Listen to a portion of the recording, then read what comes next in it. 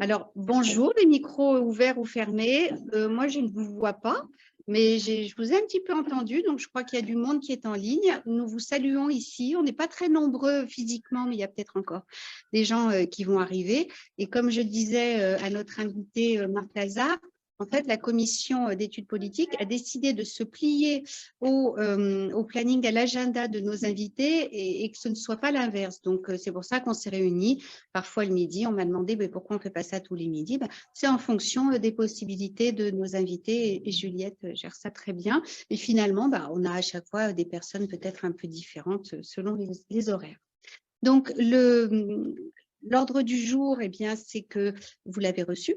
C'est que nous parlions un petit peu en préambule, 2-3 minutes pour ceux qui voudraient prendre la parole.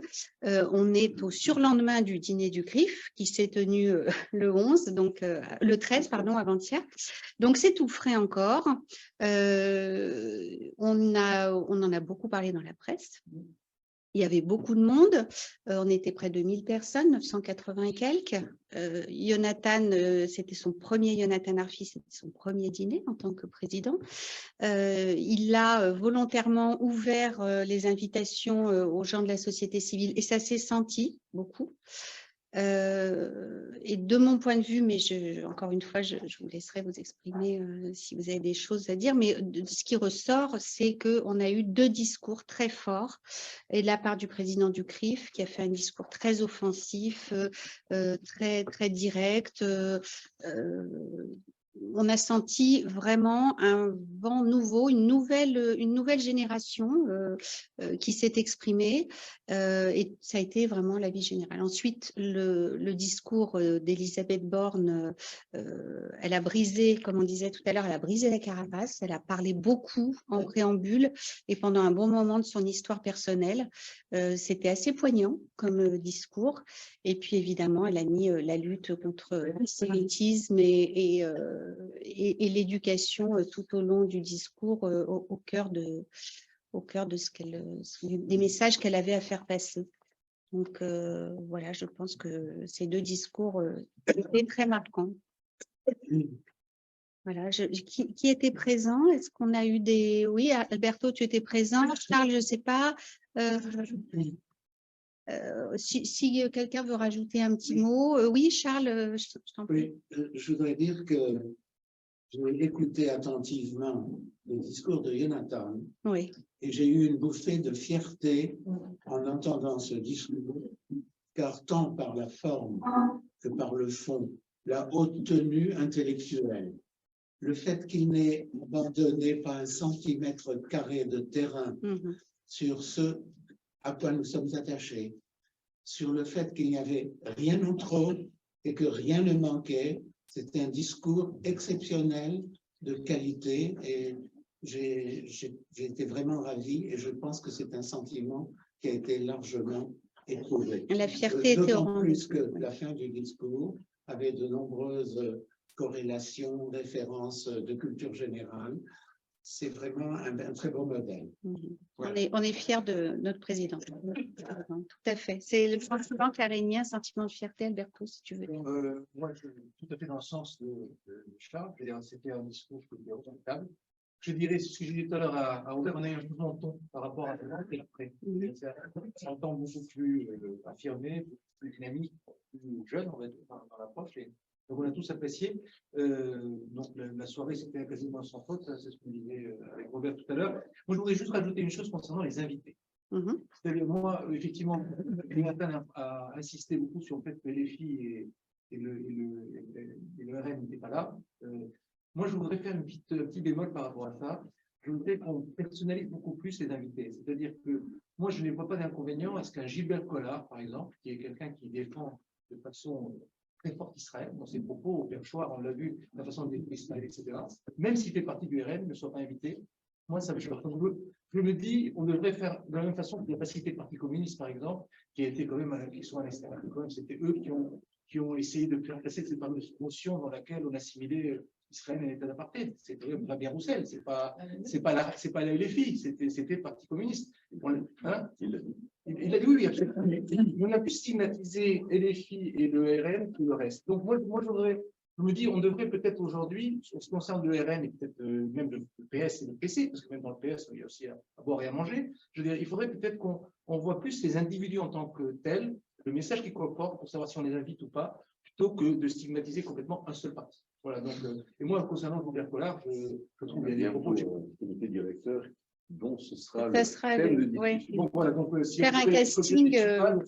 au comité directeur ou au directeur. Ah ben écoute, je Comité serai directeur. présent et on pourra en discuter. Mais voilà, c'est un petit peu ma.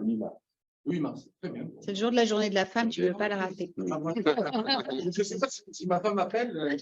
On va pas Très entamer le bien. débat là-dessus. Non, Sinon, ouais, Non, on va. c'est juste une remarque. Mais bon, on va faire. Il peut y avoir une passerelle quand même avec notre invité. Donc, si vous voulez bien, on va commencer. Je vais vous présenter. Donc, Marc Lazare. Vous êtes un historien et sociologue français du politique, spécialiste des gauches et de la vie politique italienne surtout. Vous êtes depuis 1999 professeur des universités émérites en histoire et sociologie politique à l'Institut d'études politiques de Paris. Et vous êtes directeur du Centre d'histoire de Sciences Po. Vous avez été, puisque ça s'est arrêté en 2022. Vous travaillez sur le communisme, l'étude comparée des partis politiques de la gauche socialiste et social-démocrate en Europe de l'Ouest. Les rapports entre la gauche et les services publics en France, ainsi que sur les mutations de la démocratie en Italie. Vous êtes donc un historien et sociologue de la politique, notamment française et italienne. Vos recherches portent sur les partis politiques, les mutations des démocraties contemporaines et les rapports entre l'histoire et sciences politiques. Vous êtes ainsi un partisan de l'ouverture de l'histoire à la sociologie et à la science politique. Alors, vous le savez, je vous le disais quand nous nous sommes présentés, que la thématique 2023 de cette commission d'études politiques, elle porte sur la situation des Français juifs confrontés à la montée des extrêmes. Sur ce sujet, l'actualité donc récente en Italie nous a tous interpellés, puisque les dernières élections législatives, comme on sait tous, ont amené aux affaires la coalition qu'avaient constituée la droite et l'extrême droite. Cette coalition est arrivée en tête avec 43% des suffrages. Fratelli Italia, le parti de Giorgia Meloni, devenant alors le premier parti d'Italie avec 26% des suffrages. Vous me dites si je me trompe. non, Beaucoup ont vu dans la victoire de Meloni l'arrivée au pouvoir d'un parti post-fasciste. D'ailleurs, il sera intéressant d'avoir votre analyse sur cet intitulé. Je crois que vous avez des choses à dire. Et après maintenant quelques mois d'exercice du pouvoir par Giorgia Meloni, présidente du Conseil, donc on pourra faire un petit bilan. Vous me disiez que les 100 jours de grâce n'étaient pas passés encore, hein, donc l'état de grâce existe encore. Et cette accession au pouvoir a été un véritable bouleversement politique dans ce pays, mais aussi en Europe, hein, puisque l'Italie est quand même regardée de très près par l'Europe tout entière. Alors, on ne peut pas s'empêcher dans ce contexte de faire le rapprochement avec la France. À l'heure où le Rassemblement national cherche, on le voit, la respectabilité en se mettant sous les radars des médias. On voit d'ailleurs le comportement des députés à l'Assemblée nationale et où l'arrivée au pouvoir de l'extrême droite devient un scénario crédible parmi d'autres. Hein, mais il y a beaucoup de gens qui nous disent c'est une fatalité, ça va arriver. De même, il y a le fort taux d'abstention qu'il y a eu lors de l'élection italienne et son mode de scrutin qui ont permis à la coalition de gagner ces élections, alors même que, chose assez surprenante, c'est la gauche qui était majoritaire en voix. Donc, il n'est plus possible à ce stade de ne pas faire le lien avec la même tendance lourde constatée en France, en tout cas sur les taux d'abstention, puisqu'en France, c'est plutôt la droite qui est majoritaire par contre. Hein. Alors, pour le comprendre et envisager les leçons à en tirer, il nous est apparu que votre connaissance des contextes politiques à la fois français et italien faisait de vous l'excellent interlocuteur pour nous aider dans cette démarche. Et on constate objectivement les positions ultra-conservatrices de Meloni au regard de beaucoup de choses, du statut des femmes, de l'avortement, son homophobie avérée. Donc, quel a été son parcours ? Vous allez nous éclairer là-dessus. Quels sont les leviers qu'elle a utilisés pour gagner ces élections ? et quelles sont ses positions sur le plan sociétal. Comment est-ce qu'elle a fait pour en arriver là? Sur quel sujet est-ce qu'elle a sensibilisé les électeurs italiens? Est-ce que l'immigration a été, comme c'est le cas en France avec Le Pen et consorts, son sujet de prédilection avec celui de la sécurité? Est-ce qu'elle représente vraiment l'extrême droite? Est-ce qu'elle est vraiment une post-fasciste? Et comment est-ce qu'elle se situe par rapport à l'histoire de l'Italie, notamment celle de la Seconde Guerre mondiale, en particulier par rapport au sujet qui nous intéresse, mais qui intéresse en fait tout le monde, celui de l'antisémitisme. Alors on dit que la parenthèse fasciste ne s'est jamais refermée, contrairement à la France, et même en Allemagne, on dit qu'en Italie, elle est toujours, elle n'a jamais été vraiment refermée, cette parenthèse. Et en tout cas, après ces 100 jours de pouvoir, on peut lire un petit peu partout que son parcours est sans faute. Donc, quelles conséquences pour l'Europe et pour la France? Quelles leçons en tirer? On avait assisté à une droitisation de l'Europe avec Orban en Hongrie, avec la Pologne et maintenant avec l'Italie qui est au cœur de l'Europe. Donc, qu'en sera-t-il d'après vous pour la France de demain? Merci beaucoup pour cette invitation. Et d'abord, j'espère être à la hauteur de vos attentes et surtout, vous soulevez effectivement de nombreux sujets extraordinairement importants, mais en même temps, on m'a demandé de parler en 45 minutes. Donc, je vais peut-être focaliser mon intervention sur ces 45 minutes et peut-être un certain nombre de questions, je ne les traiterai pas, en tout cas dans mon intervention, mais je les reprendrai dans le débat. Bon, évidemment, le succès de Giorgia Meloni, vous avez rappelé, qui est en coalition, c'est important, elle est en coalition avec deux partis, le parti de Silvio Berlusconi qui s'appelle Forza Italia, le parti de Matteo Salvini qui s'appelle la Ligue, elle a obtenu 26%, 17% des inscrits, 17% des inscrits, étant donné le fort taux d'abstention, mais incontestablement, elle est le premier parti et elle est maintenant présidente du Conseil des ministres, a immédiatement suscité beaucoup d'appréhension, parfois de satisfaction pour ceux qui sont d'accord avec Giorgia Meloni, d'agitation, de peur, d'inquiétude. Je dois dire, plus hors d'Italie qu'en Italie. Plus hors d'Italie qu'en Italie, et en particulier toute la question de savoir si justement elle était post-fasciste, voire carrément fasciste, étant donné son histoire. Évidemment, je reviendrai sur son parcours, et pas simplement en France, en Allemagne, en Grande-Bretagne, le quotidien The Guardian, aux États-Unis, The New York Times et beaucoup d'autres journaux ont expliqué qu'il y avait un danger fasciste actuellement avec la victoire de Giorgia Meloni en Italie. Et d'autant plus que ça s'est déroulé en 2022, au moment où les Italiens n'ont pas célébré, mais commémoré le centenaire de la marche sur Rome de 1922 et donc de l'arrivée au pouvoir de Mussolini. Alors, cette question du fascisme ou d'un éventuel retour du fascisme, cette question aussi du populisme est extraordinairement présente dans le débat public depuis plusieurs années.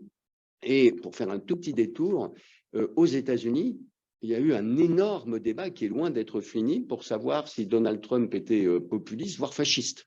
Il y a eu les plus grandes personnalités ont écrit des livres, Madeleine Albright, par exemple, qui est décédé récemment, les plus grands historiens, des plus grands historiens du fascisme, qui s'appelle Robert Paxton, qui avait fait le livre pionnier sur le régime de Vichy.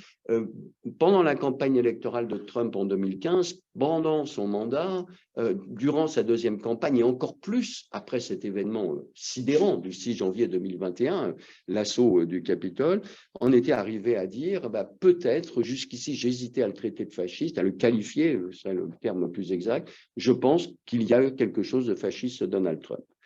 Alors, devant cette inflation de l'usage du mot de fascisme, et d'autant plus dans le cas d'Italie, de même que pour le populisme, évidemment, je crois qu'il faut essayer d'abord, ça va être ma première partie.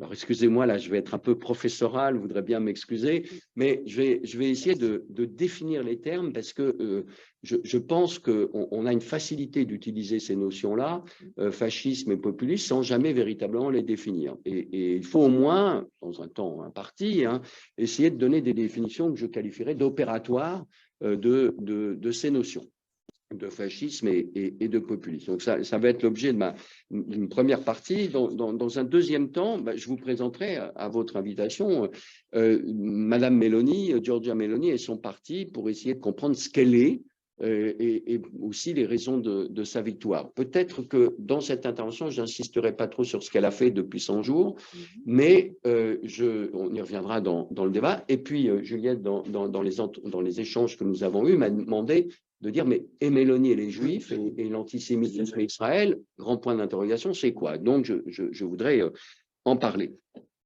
Alors, d'abord, fascisme, populisme, extrême droite, droite radicale, je pense qu'il faut vraiment faire très attention à l'usage de ces notions, d'autant plus que, surtout pour le populisme, c'est des conceptions très extensives, c'est des mots valises qui sont employés. Alors, commençons par celui de fascisme. C'est très compliqué, contrairement à ce qu'on pense. D'abord parce qu'il y a eu un usage ou une définition extensive de ces notions de fascisme. À quoi je fais allusion? Notamment pour l'Italie, en me centrant plus particulièrement sur l'Italie, mais je vais prendre quelques exemples, vous verrez tout de suite que ça a dépassé le cas italien. Il y a deux grands intellectuels italiens connus vraiment dans le monde entier qui ont beaucoup réfléchi sur cette question du fascisme. Je ne parle pas d'historiens. Le premier, c'est Pier Paolo Pasolini, un des grands écrivains dont on a commémoré le centenaire de la naissance l'année dernière. Et Pasolini, qui avait connu le fascisme, il est né en 1922, donc la chute du fascisme, c'est 1945. Son frère a été assassiné par les communistes yougoslaves alors qu'il était un antifasciste militant, mais pas communiste justement, avait cette idée que le fascisme de Mussolini, ce n'était pas si important que cela, parce que le vrai fascisme, c'était celui qu'il voyait à l'œuvre avec la société de consommation des années 70. Ça a eu un énorme succès, cette idée. Il se trouve qu'on en discutait hier dans un colloque hier à Sciences Po, et ça a eu un énorme impact, du genre le fascisme peut se reproduire sous d'autres formes, et pour lui, c'était la société de consommation qui impactait l'ensemble des générations, qui modelait les esprits, qui modelait les comportements, notamment des jeunes, qui se ressemblaient tous. Il y avait une sorte d'homologation, ce qu'il a appelé la mutation anthropologique de la société italienne. Et il disait, ça c'est le vrai fascisme. Le fascisme, finalement, ça a été un régime, bien sûr, qui a essayé de faire plein de choses, mais paradoxalement, lui qui était antifasciste sur le plan politique, c'était plutôt un homme de gauche, quoi qu'il avait un rapport très compliqué avec la gauche, a repris cette antienne, ce à quoi vous faisiez allusion, qui est très présente en Italie. Le fascisme, mais ce n'était pas si sérieux que ça. C'est une sorte de régime d'opérette. Et puis les Italiens, alors ça c'est la fameuse théorie, brava gente. C'était des braves gens, ils faisaient semblant d'y croire, ils prenaient leur carte parti parce qu'ils ne pouvaient pas faire autrement, mais ce n'était pas trop sérieux. Bien. Le deuxième grand intellectuel qui a eu une résonance mondiale est le grand intellectuel, Umberto Eco. Umberto Eco, le nom de la rose et le grand linguiste, fait une conférence au milieu des années 90 à Columbia, à l'Université de Columbia à New York. Nous sommes au moment où Berlusconi a gagné les premières élections. Il fait une conférence qui fait à peu près une 90 pages, qui a été publiée dans toutes les langues, d'ailleurs republiée récemment en France, dans lequel il explique que le fascisme est éternel. C'est la théorie du fascisme éternel. Le fascisme sera toujours là. Et dans ce petit essai qui a eu un succès vraiment mondial, il y a l'idée donc que le fascisme est toujours présent. Puis troisième utilisation extensive de la notion du fascisme, c'est celle qu'a critiqué historiquement là le grand historien François Furet, quand il a fait son livre « Le passé d'une illusion », où il a expliqué il a démontré que l'antifascisme avait permis aux communistes, au Parti communiste, vous avez eu l'amabilité de rappeler que je m'étais dans ma jeunesse intéressé à ces partis, avaient été des partis qui avaient beaucoup utilisé l'antifascisme pour avoir une forme d'accréditation démocratique. Nous sommes les vrais antifascistes, mais du coup, qui a fait que l'accusation de fasciste est très rapidement envoyée à la tête de ceux qui ne pensent pas comme les communistes. Un exemple historique, pour ne pas prendre d'actualité, parce que ça pourrait être tout de suite polémique, mais 1958, certains d'entre vous ont peut-être se souvenir, en 1958, lorsque le général de Gaulle revient au pouvoir, la gauche défile dans les rues au cri « le fascisme ne passera pas ». Il y a cette idée que de Gaulle est le nouveau fascisme.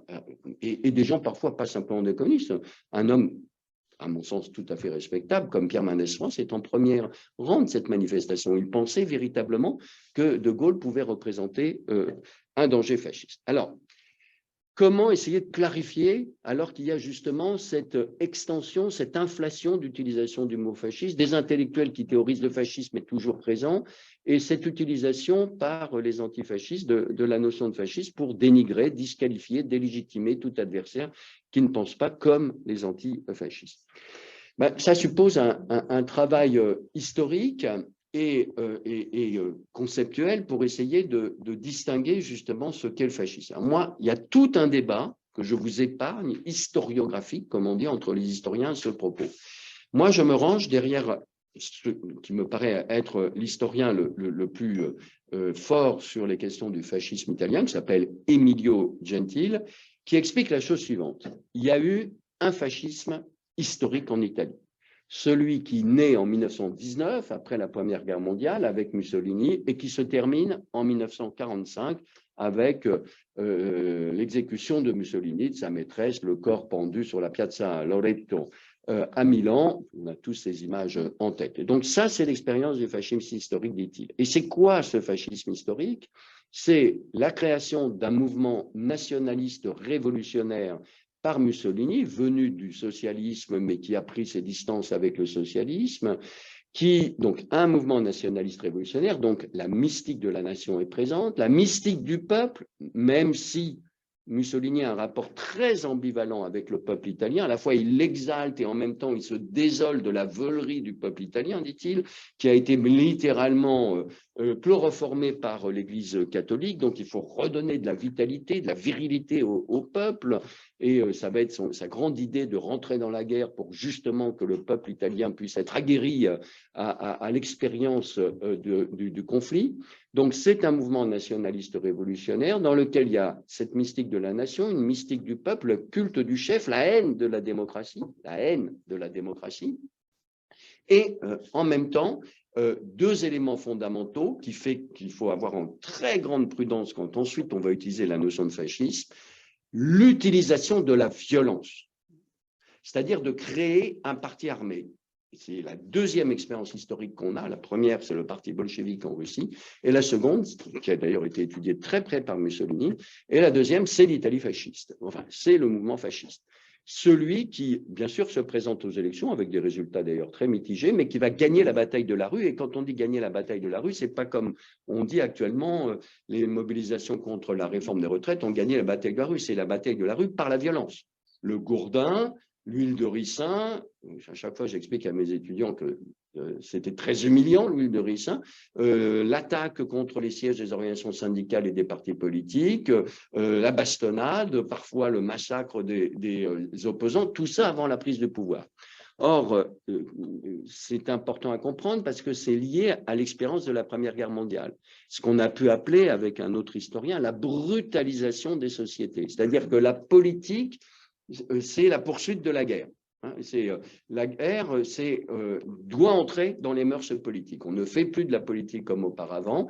Et les fascistes, c'est l'usage systématique, mais pas d'une petite violence. Pas simplement d'envoyer un pavé à la tête d'un CRS, si vous voulez prendre cette comparaison. Non, véritablement de s'armer pour obtenir la victoire dans les rues. Et puis l'autre dimension, c'est cette ambition prométhéenne qui est de l'ordre, à mon sens, du totalitarisme, c'est-à-dire on va prendre le pouvoir, et les fascistes l'ont pris, pour engendrer un homme nouveau.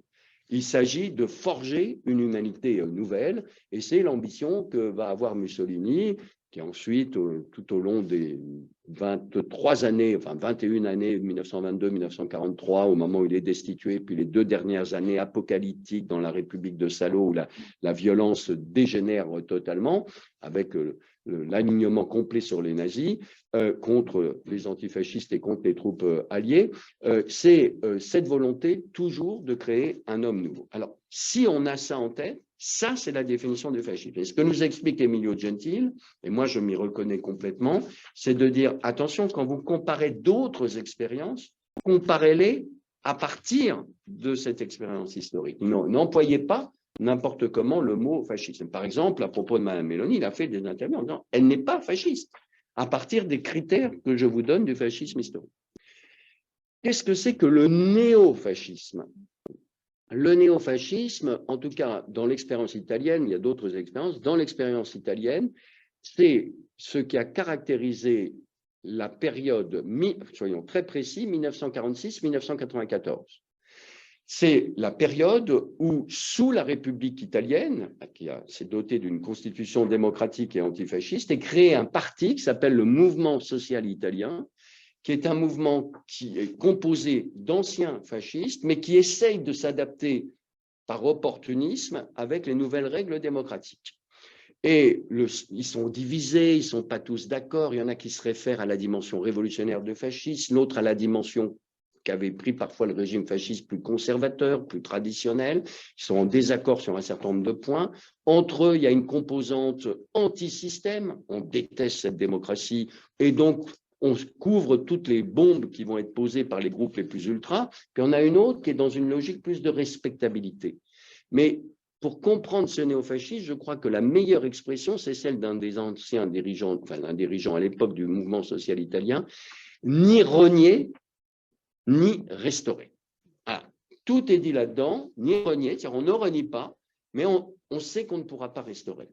Et en même temps, ce mouvement, le MSI, c'est un mouvement relativement faible en termes électoraux, 6%, 4-5%, surtout dans le sud de l'Italie et à Rome, qui atteint 8% dans les années 70, au moment où il y a une très grande contestation de la jeunesse, du monde ouvrier, de toutes les catégories sociales, très à gauche, donc il y a une réaction, c'est 8%, mais c'est le parti phare de toute l'extrême droite européenne. Au 19e siècle, les socialistes, quand ils voulaient aller visiter un grand parti, allaient en Allemagne. Ils allaient visiter la social-démocratie allemande. Tous ont fait le voyage. L'extrême droite européenne, quand elle voulait, dans les années 60-70, aller voir un parti modèle, c'était le mouvement social italien. Monsieur Jean-Marie Le Pen va en Italie et voit le MSI, il est admiratif de cette organisation et d'ailleurs emprunte la flamme tricolore, la fameuse flamme tricolore qui est celle du MSI, qui est la flamme qui est sur le tombeau de Mussolini, après d'Apio, là, de son lieu de naissance, où chaque année, encore aujourd'hui, des dizaines de milliers d'Italiens viennent rendre hommage au Duce. Donc, et il a été financé par le mouvement social italien. Il y a une très belle thèse qui a été faite là-dessus récemment par une historienne, et il est influencé par le mouvement social italien. Ça, c'est le néofascisme. Le post-fascisme, c'est ce qui commence à partir du milieu des années 90, dans un nouveau contexte politique, avec la crise des partis traditionnels, l'émergence de nouveaux partis, M. Silvio Berlusconi et Forza Italia, la Ligue du Nord, qui deviendra plus tard la Ligue, et le mouvement social italien, avec l'impulsion de son dirigeant de l'époque, Gianfranco Fini, va créer un nouveau parti qui va s'appeler Alliance nationale. Et ce parti va garder la flamme tricolore, petit moment de fidélité, mais surtout va prendre de réelles distances avec le fascisme historique. Par exemple, Gianfranco Fini va expliquer en 2003, notamment après une visite à Yad Vashem, il va expliquer que le fascisme a été le mal absolu du XXe siècle. Il va expliquer que l'antisémitisme, c'est-à-dire les lois antisémites prises par Mussolini à partir de 1938, sont un crime qu'on ne pourra jamais effacer dans la mémoire de l'Italie et du peuple et du monde en général. Donc il va aller très très loin, il va même reconnaître, et ce qui provoquera d'ailleurs une scission de son parti, de minorités qui restent fidèles au fascisme historique, il va expliquer que l'antifascisme a été une contribution importante à la constitution de la démocratie républicaine en Italie. Bien sûr, il va dire, attention, dans cet antifascisme, il y a des non-démocrates, les communistes. Il est resté, bien sûr, un anticommuniste. Mais il va reconnaître cette valeur de l'antifascisme. Pourquoi fait-il cela? D'une part, parce qu'il y a une opportunité politique, il y a un changement aussi du mode de scrutin, bon, je ne vais pas rentrer dans les détails, mais surtout parce qu'il pense qu'il peut créer une sorte de grand parti national conservateur en Italie. Donc, il prend des distances avec le fascisme, il n'est plus exactement dans la logique du néofascisme. En même temps, attention, il garde, je le répète, la flamme tricolore, ce qui est une manière de dire à une partie de ses militants, il y a un petit moment de fidélité quand même. Non pas au fascisme historique, faisons très attention à ces distinctions, mais au néofascisme, donc au MSI. Mais en même temps, on ne peut plus rester comme on était à l'époque du MSI. Bien, ça, c'est les éléments importants. Alors, est-ce qu'ils sont d'extrême droite ou droite radicale à ce niveau-là pour les post-fascistes? Moi, je me suis dans la distinction classique de la science politique. L'extrême droite, c'est ceux c'est les partis, les formations qui sont littéralement anti-système et qui en permanence critiquent le système et peuvent éventuellement enfreindre les règles démocratiques. La droite radicale, c'est une droite radicale qui, elle, au contraire, a effectivement un respect des règles démocratiques, mais a un certain nombre d'idées, sur lesquelles je vais revenir dans un instant, et qui peut avoir une composante néo ou post-fasciste et populiste. Nous, il faut dire quelques mots sur le populisme. Alors, c'est énorme, le populisme, parce que tout le monde emploie cette expression. Il y a une immense production, je vous en fais grâce. Il n'y a pas un jour où je ne reçois pas 4 ou 5 alertes de publication d'un nouveau livre ou de nouveaux articles. C'est à se pendre, parce qu'on n'arrive pas à suivre la production. Mais en gros, il y a 3 acceptions de la définition du populisme. Ça peut être une mince idéologie, je reprends une terminologie d'un politologue américain, enfin, hollandais qui est aux États-Unis, c'est une faible idéologie. Bon, c'est-à-dire que ce n'est pas comme le conservatisme, le libéralisme, le socialisme, le marxisme, où il y a des grands auteurs, des grandes doctrines, mais on compose plus ou moins quelques éléments, quelques bribes idéologiques. C'est intéressant comme définition, elle n'est pas suffisante, mais elle est intéressante par rapport à ce que vous souleviez dans votre présentation, c'est que actuellement à droite, je laisse de côté les populistes de gauche ici, effectivement, il y a un certain nombre de leaders politiques qui essayent non pas simplement d'avoir une faible idéologie, mais une idéologie beaucoup plus structurée. Et je désigne ici un homme, c'est Viktor Orban. Ça, c'est absolument fondamental. Je crois qu'on ne comprend pas en France l'importance de ce leader, de ce Premier ministre hongrois. Il suffit de lire ses discours, et il ne cesse de faire des discours, où il essaye véritablement de donner une doctrine à ce type de populisme. On pourra y revenir, en quoi consiste cette doctrine. Deuxième définition, c'est une stratégie. C'est-à-dire le populisme, c'est une stratégie pour en appeler au peuple, pour prendre le pouvoir, avec ce qu'il faut de démagogie, avec ce qu'il faut de simplification, avec cette idée d'une opposition entre un peuple uni et des élites, entre autres, avec cette idée de la temporalité de l'urgence, évidemment, puisqu'il n'y a aucun problème compliqué, avec cette désignation des ennemis, les immigrés, l'Union européenne pour les populistes de droite. Et puis, c'est une stratégie qui permet d'arriver au pouvoir et c'est une stratégie aussi qui permet d'exercer le pouvoir. C'est le cas en Pologne et en Hongrie, là, ce n'est pas mon sujet aujourd'hui, mais effectivement, c'est une stratégie en appeler au peuple systématiquement, par exemple en Hongrie, pour dénigrer les élites intellectuelles qui sont supposées être non nationales et en appeler au peuple national hongrois. Un peu de complotisme aussi. Et du complotisme. Troisième acception de la notion de populisme, donc idéologie, plus ou moins faible, plus ou moins structurée. Deuxième stratégie, troisièmement, c'est un style, c'est une manière d'être. C'est une façon de se comporter, c'est une façon de parler, faire peuple dans le langage, faire peuple dans son langage aussi, dans son langage corporel, etc., ou dans sa tonalité. De ce point de vue-là, Giorgia Meloni est absolument remarquable. Donc, si on accepte cela, une fois qu'on a clarifié un peu ces notions, on en vient, deuxième partie de mon intervention, Giorgia Meloni est Fratelli d'Italia, à la fois en essayant de la présenter et puis d'essayer de donner des caractéristiques. Alors d'abord, qui est cette femme? On est servi par une autobiographie qu'elle a écrite, Moi Giorgia, Io Giorgia, Moi Giorgia, qui vient d'être traduite en français. Vous pouvez la consulter en français, et qui est une autobiographie très intéressante parce que manifestement, ça rentre de plus en plus dans ce que pensent les leaders politiques, important d'écrire et de se raconter. C'est étonnant ce qu'elle raconte parce qu'elle raconte sa vie, elle raconte comment son père, qu'elle accuse d'être communiste, est parti très tôt du foyer familial. Elle raconte des choses intimes qui sont assez choquantes dans les premières pages où elle explique qu'elle n'aurait pas dû naître parce que sa mère, jusqu'au dernier moment, a pensé justement avorter. Bon, des choses assez étonnantes. Elle explique pourquoi, elle raconte un peu sa jeunesse, mais ce qui m'a beaucoup frappé dans la lecture de son autobiographie, c'est effectivement son parcours. Alors, elle est née dans un quartier un peu bourgeois de Rome, la famille a eu une grosse déchéance financière, donc elle s'est retrouvée dans un quartier qui a été à l'époque très populaire, un très beau quartier, maintenant plus très populaire, qui s'appelle la Garbatella au sud de Rome. C'est un peu comme la butte aux Cailles d'où moi je viens, donc c'était un quartier très populaire de Paris, ça ne l'est plus du tout malheureusement. Et donc, elle explique qu'elle a adhéré aux organisations de jeunesse du mouvement social italien, très jeune. très très jeune. Elle a fait des petits boulots comme une étudiante, elle n'a pas fait d'études supérieures. C'est une grande bûcheuse, une grande travailleuse, très autodidacte, qui a énormément appris. Et quand elle raconte son expérience, on comprend deux choses. La première, nous la connaissons tous, c'est la nostalgie de notre jeunesse, hein, chacun d'entre nous. Donc, dans ces pages, on sent qu'elle a été jeune et heureuse dans ce mouvement. Mais surtout, on comprend une deuxième chose, c'est mon côté sociologue de la politique, combien sont importantes ou combien étaient importantes les écoles de parti. C'est-à-dire qu'elle a appris ce que c'était que de faire de la politique dans son mouvement de jeunesse. Elle est non seulement néo-fasciste, mais elle est fasciste.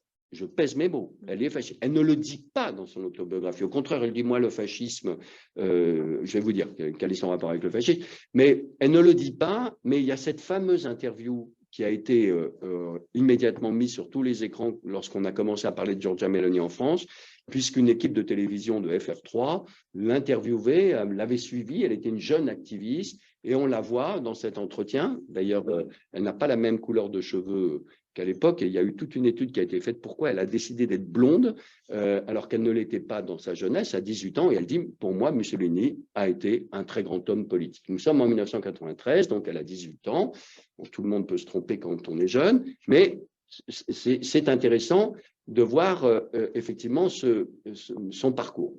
Alors, qu'est-ce qu'elle fait? Elle fait de la politique, elle est dans le mouvement social italien, elle adhère au post-fascisme, 1994, Alliance nationale. Le parti d'Alliance nationale va fusionner avec le parti de Silvio Berlusconi. Ça, Giorgia Meloni y est opposée, elle trouve qu'il est beaucoup trop modéré. Et donc, en 2012, elle va créer Frères d'Italie. 2 ans plus tard, elle en devient la présidente. Et très rapidement, 2018, elle devient, et c'est très important, la présidente du Parti des conservateurs et réformistes européens. Parti qui existe au niveau européen, mais aussi international, et dont font partie d'un côté aux États-Unis le Parti républicain, de l'autre côté le Likoud. Elle va avoir une plus grande expérience à l'intérieur de ses formations, elle va se doter justement d'une culture politique supplémentaire, quelqu'un qui parle couramment, donc bien évidemment l'italien, mais le français, l'anglais, l'espagnol, s'exprimer dans ces langues, et son parti va être au début un parti, et c'est vraiment ça qu'il faut comprendre pour comprendre ce qui se passe actuellement, très marginal, des très faibles résultats électoraux. En 2018, c'est encore à peine 8%, donc on est passé de 8% en 4 ans à 26%. Bon. Énorme. Alors, on va voir pourquoi. En un mot, cette transformation, c'est qu'effectivement, Giorgia Meloni a marqué littéralement son leadership. Elle est une des rares femmes en politique, plutôt jeune. Ça, c'est un élément important. Mais surtout, elle n'a été associée à aucune expérience du pouvoir. Et donc, par rapport à tous les autres partis, elle apparaît comme une formation neuve. Et c'est ça sur quoi elle a axé sa campagne de 2022. Elle n'a pas tellement axé sur l'immigration, mais je vais dire ce qu'elle pense de l'immigration. Elle l'a axé sur les questions économiques et sociales, et notamment les questions de l'inflation, les questions du prix de l'énergie, les questions du travail. Ça a été les modalités, les thèmes fondamentaux qu'elle a développés. Bien sûr, il y avait des allusions à l'immigration et allusions aussi à d'autres choses, je vais y revenir, mais ça a été les thématiques fondamentales. Et elle a gagné à cause de ces thématiques, mais aussi, vous l'avez dit, à cause d'un mode de scrutin très particulier, et surtout les oppositions, pas simplement la gauche, mais le centre et la gauche ont été incapables de s'unir. Et effectivement, quand vous regardez les résultats, moi je m'étais livré à ce calcul, vous voyez, c'est un calcul un peu hypothétique, qu'en termes de pourcentage, c'est cet ensemble des opposants à Mme Meloni qui aurait dû gagner. Mais comme ils étaient divisés, la droite a gagné, puisqu'elle ne présentait à chaque fois qu'un seul candidat. Bien. Alors, qu'est-ce qu'elle est?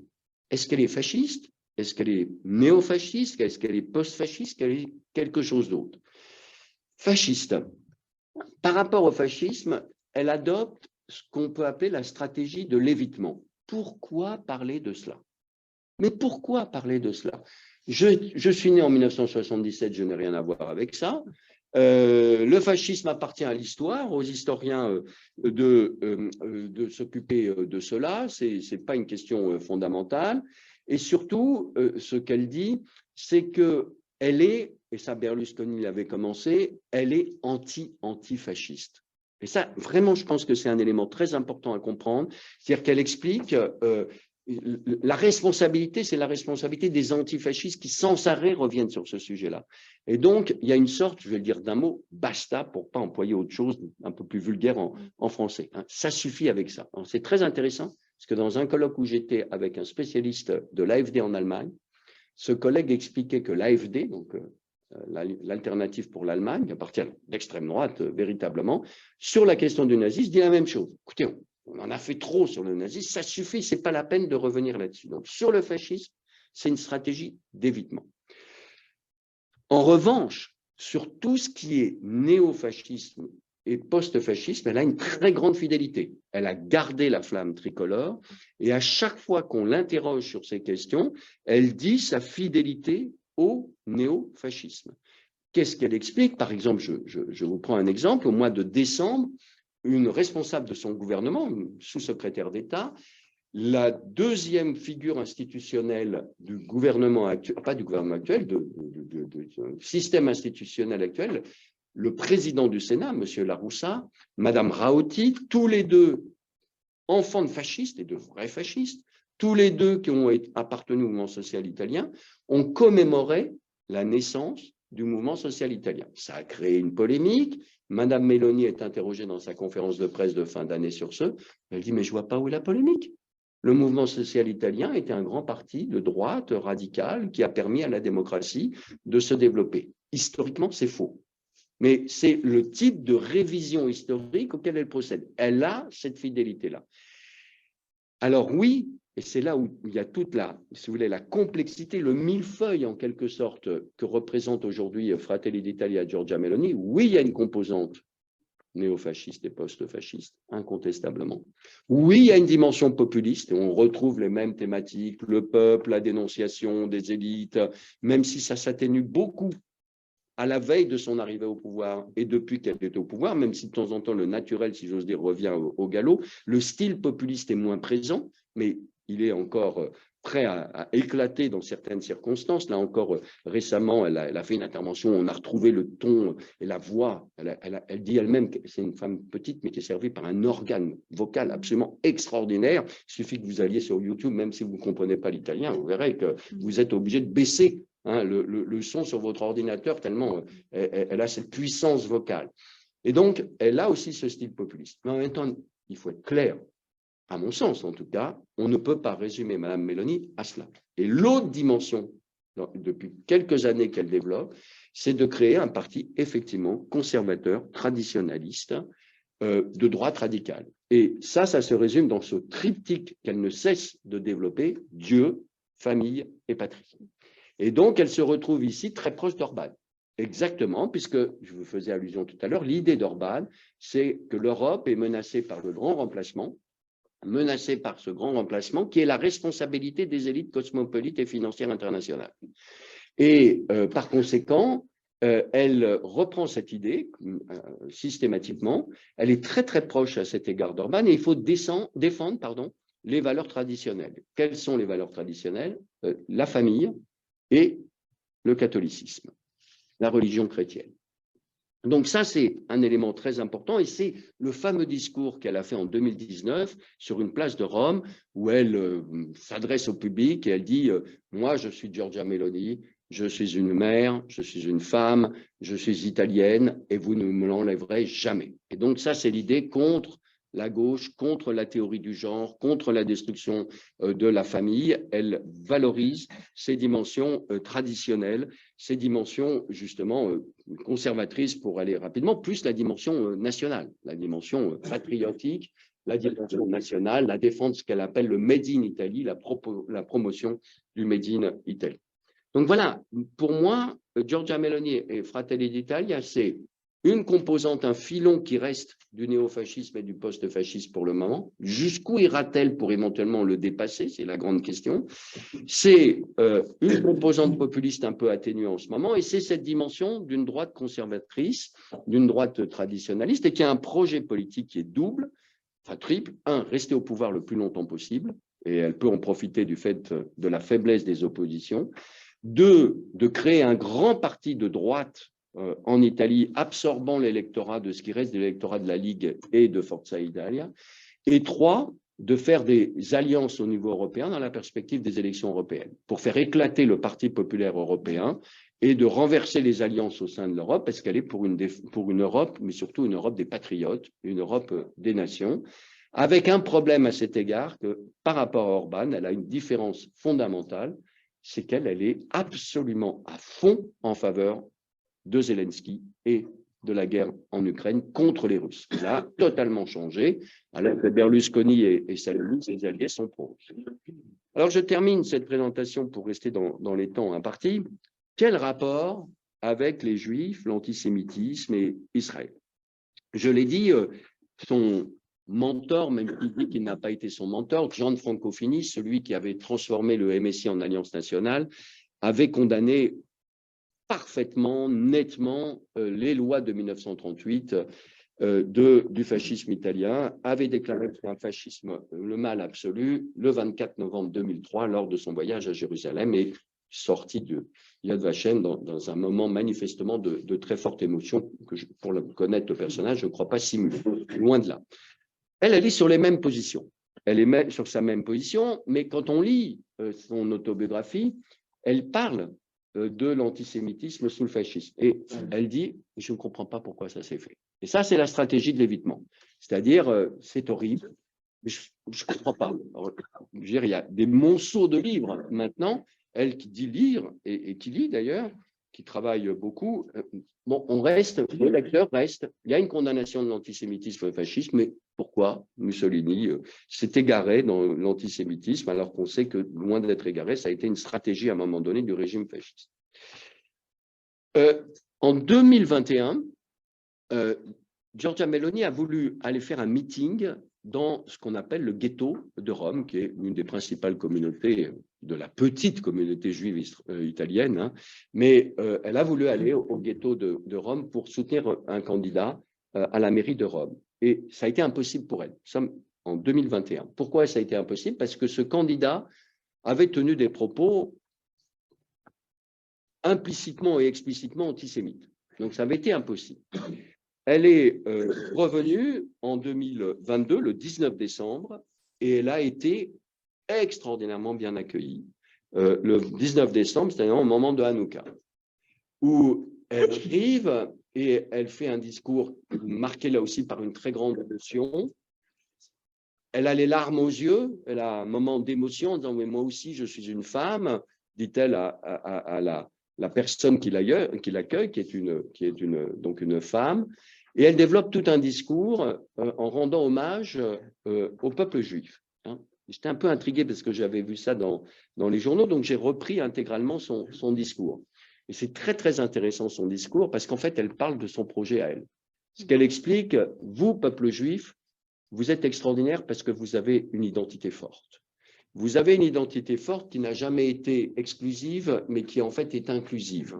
Et c'est ça qui fait votre force. Et dans le contexte actuel, sous-entendu celui de la globalisation, il est plus que jamais nécessaire de défendre justement cette notion d'une identité forte. Alors, elle ne dit pas « c'est ce que je veux faire pour l'Italie », mais à partir de cela, effectivement, elle justifie son philosémitisme, qui est incontestable et qui est réel, pour mieux légitimer son projet politique. Alors, en même temps, elle dit bien les Juifs italiens font partie de la nation italienne, alors que sa conception de la nation et du peuple italien, et comme toute la droite radicale actuellement en Europe, est une conception ethno-culturelle.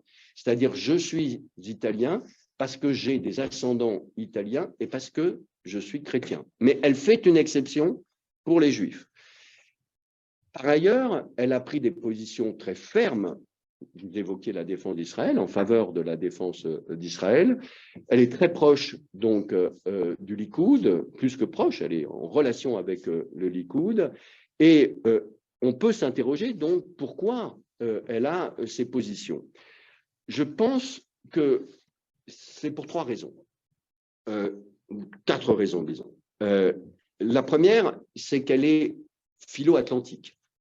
et c'est un élément important, elle est maintenant pour une défense européenne, mais traditionnellement, son parti, le mouvement social italien, a été philo-atlantique par anticommuniste. Elle est philo-atlantique, pro-atlantique, et c'est un élément, évidemment, lien Israël-États-Unis. Premier point. Deux, par cette position, ça lui sert de forme d'accréditation démocratique. Vous connaissez mon histoire, sous-entend-elle, et regardez, sur les questions de l'antisémitisme, et donc elle associe l'antisionisme à l'antisémitisme, je suis intransigeant, c'est pas comme la gauche. Troisième élément, évidemment, si j'ose dire, par hostilité à l'islam et par critique très forte de l'immigration. Et donc, pour ces raisons-là, elle multiplie les déclarations sur ce sujet-là. Et enfin, me semble-t-il, parce que ça lui permet de ne pas parler des autres crimes du fascisme. Elle condamne les lois de 1938, mais en aucun cas elle va discuter, contester, expliquer que Matteotti, le socialiste, a été assassiné dans des conditions tragiques, que plein de militants antifascistes, bien sûr des communistes et des socialistes, mais aussi des libéraux, des démocrates, ont été persécutés par le régime. Ça lui permet, sans parler des crimes commis par le fascisme dans les colonies, ça lui permet de ne pas parler de ça et de se concentrer sur cette question. Alors oui, Mélanie est amie d'Israël, oui, elle est amie du Likoud, oui, elle est amie, sincèrement, des Juifs, et elle est très nette là-dessus. Et en même temps, quand on reprend ce qu'elle disait encore dans une période très récente, on peut avoir des doutes. Par exemple, en 2019, elle tweete contre George Soros, l'usurier. Bon. En 2022 encore, en juin 2022, elle va faire un discours pour soutenir un candidat du parti frère, Vox, en Espagne. Et c'est un discours enflammé contre justement la théorie du genre, contre la destruction de la famille, pour la défense des valeurs traditionnelles, pour la défense de la patrie, contre l'Europe des bureaucrates, contre l'Europe qui ressemble en fait à l'Union soviétique, pour l'Europe des patriotes. Et tout à coup, elle dit contre la globalisation, contre la conspiration de la grande finance et des élites globalisées qui s'organisent pour le grand remplacement. Et donc, dès qu'on évoque un peu la grande finance internationale, bon, il y a évidemment un relent de quelque chose qui est implicite, même si pour elle, manifestement, elle ne veut pas le reconnaître. Bien, ça c'était encore en juin 2022. Donc, je crois qu'il faut être très prudent, et je me permets de vous appeler à la prudence là-dessus, parce qu'il y a eu un article de quelqu'un que je connais bien, une journaliste que je respecte beaucoup, qui est Valérie Second dans le Figaro, qui a fait un article très élogieux sur Giorgia Meloni en disant les 100 premiers jours de Giorgia Meloni, qui est un article qui a eu un énorme impact médiatique, puisque moi, on m'a sollicité immédiatement après. Moi, je partage une partie de ce qu'a dit Valérie, je me permets de l'appeler Valérie parce qu'on se connaît bien. En même temps, j'essaye de vous montrer toute la complexité, et je termine là-dessus. Je crois qu'il faut comprendre que c'est un processus en cours, que, encore une fois, il y a un filon qui vient de son propre parcours, qui l'a marqué quand on lit son autobiographie. Je le répète, on comprend combien ça a été important pour elle, cette expérience politique liée au néofascisme. Elle garde une fidélité incontestable à ça. En même temps, elle se positionne sur des positions donc conservatrices, traditionnalistes, de droite radicale, pro-israélienne pour les raisons que j'ai indiquées. Mais il va surtout on va falloir voir ce qu'elle va faire maintenant au gouvernement. On y reviendra, j'ai dit que je ne le traitais pas ici. Et enfin, une dernière chose, les rapports avec le Rassemblement national sont très compliqués pour des raisons qu'on pourra détailler dans les questions. Voilà, excusez-moi d'avoir été un tout petit peu long. Mais merci, bravo. c'était nécessaire et passionnant. Alors, on va laisser, comme c'était prévu, la place aux questions. Il y a Gérard qui s'est positionné le premier. J'ai deux remarques. Voilà. Ce sont des remarques, mais pour moi, dans la définition du fascisme, il y a aussi une statolatrie. Il y a un culte de l'État. En Italie, ça veut dire deux choses. La première, sur le plan institutionnel, est-ce qu'elle remet en cause le cas des régions autonomes comme la Sicile, la Sardaigne, le Val d'Aoste et quelques autres? Et d'autre part, ça veut dire, sur le plan économique, une position qui est loin d'être celle de Berlusconi et de Matteo Salvini. Je ne pense pas qu'elle soit étatiste en économie, elle est plutôt libérale, et c'est quand même une distinction forte avec le fascisme. D'autre part, l'homme de communication que je suis s'interroge sur le choix du nom de son parti. Si je comprends bien, Fratelli d'Italia, ça veut dire frère d'Italie, et c'est les premiers mots de l'hymne national italien. Donc, en termes de communication, c'est génial. C'est purement génial ce qu'elle a fait. Elle représente, rien qu'avec ces deux mots, l'ensemble de l'Italie. C'est un peu comme si nous, on disait Allons enfants, quoi. Un parti qui s'appellerait Allons enfants de la patrie. Et en termes de communication, je trouve ça très fort. Alors, est-ce que sur ce deuxième point, elle s'en sert habilement? Comment elle manie sa communication d'une manière plus large? Bon, des bonnes questions, comme d'habitude. Alors, vous avez tout à fait raison. Le fascisme, c'est la puissance de tout État, du tout parti-État et du duce. Bon. C'est pas le cas de Giorgia Meloni. C'est-à-dire que il y a encore beaucoup d'incertitudes. Elle est pour des positions économiques plutôt, on appellerait plutôt néolibérales. Je dis bien plutôt, et c'est une des raisons de sa percée dans le nord de l'Italie aux dernières élections, et puis de sa victoire, la victoire de la coalition en Lombardie cette semaine. Mais au niveau national, elle est devenue le premier parti aussi dans les entreprises, dans le nord, c'est-à-dire dans ce nord productiviste, où il y a plus de 4,5 millions de chefs d'entreprise, qui est très à droite, absolument. Mais les petites communes, pas les grandes villes, enfin bref, elle est sur ses positions. En même temps, elle est dans une tension qu'elle va devoir régler en tant que présidente du Conseil, parce qu'elle veut assurer du protectionnisme. Elle veut promouvoir le Made in Italy. Et il y a un pays qui est visé, c'est la France. Ça, il faut bien comprendre qu'elle est sur des positions anti-françaises. Et elle-même, elle est entourée de gens qui nous détestent. Mais je pèse mes mots. Moi, j'ai fait faire un sondage en 2019 sur les Français et les Italiens. Donc, c'était en 2019 dans un contexte particulier. Vous vous souvenez, les Gilets jaunes, la visite d'un vice-président du Conseil italien en France, le rappel de notre ambassadeur. Donc, on a fait le sondage en juin 2019. 38% des Italiens déclaraient avoir de l'antipathie pour la France et les Français. C'est une partie de son électorat. Donc, elle est sur des positions, un mix libéral protectionnisme. En revanche, sur les questions, je vais utiliser une expression anglaise, law and order, la loi et l'ordre, ça, oui. Le premier décret qu'elle a pris, c'est un décret sur les rave parties qui est inconstitutionnel, essayer d'empêcher ces rassemblements qui ne sont pas déclarés. Du coup, ça peut être utilisé contre des manifestations au-delà des rave parties, sur limiter les actions des ONG qui viennent au secours des migrants qui traversent dans des conditions effroyables la Méditerranée. Voilà, ça c'est la lutte contre la délinquance, etc. Sur le plan des institutions, ça c'est très clair son programme, enfin, relativement clair. Elle veut modifier la Constitution pour aller vers un régime présidentiel. Ça a toujours été avec élection au suffrage universel du président de la République ou de la présidente de la République, mais ça a toujours été le programme du mouvement social italien.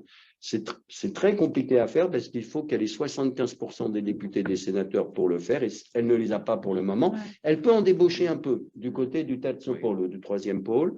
Et sinon, c'est un référendum et un référendum, on ne sait jamais ce qui peut se passer. Mais en même temps, elle doit faire des concessions à ses alliés. Donc, elle a accepté une disposition pour renforcer l'autonomie des régions. Et donc, d'un côté, elle veut renforcer le pouvoir exécutif central, même si on ne comprend pas trop si les pouvoirs du président de la République sont comparables à ceux ou augmentés par rapport à ceux qu'a le président de la République italienne. Entre parenthèses, ne négligez pas le président de la République en Italie. Il ne fait pas qu'inaugurer des chrysanthèmes. Loin de là, il a un rôle très important. Je referme la parenthèse, mais elle veut aller vers ça. Alors, Fratelli d'Italia, oui, c'est génial, mais le premier génie, c'est Silvio Berlusconi. Quand il avait appelé son parti Forza Italia. C'est comme si en France, on disait allez les Bleus, allez les Bleus. Bon. Donc, ça, c'est l'idée de. Il n'y a jamais eu Avanti Popolo. Non, même si la gauche le chante. Mais Fraternité, Forza Italia, c'est l'intuition géniale en termes de communication. Je parle à un expert, mais plus généralement, ce sentiment qui montait, moi je l'avais identifié très rapidement à la fin des années 80, début des années 90, y compris parce que je vivais en Italie, ce mouvement nationalitaire, je ne dis pas nationaliste, mais nationalitaire qui montait en Italie. Pourquoi ? Il y avait à l'époque la Ligue du Nord qui voulait faire sécession, donc il y avait l'idée, ça c'est pas possible. 2, le choc migratoire.